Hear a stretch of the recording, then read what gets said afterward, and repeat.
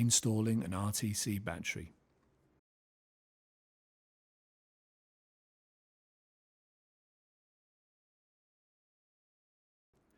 Note the polarity of the RTC battery and then insert it into the holder by tilting it and then pushing down.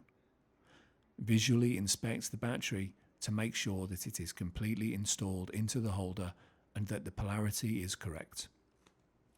Close the air duct. Rotate the air duct down to the controller module. Slide the air duct toward the risers to lock it in place. Install the controller module.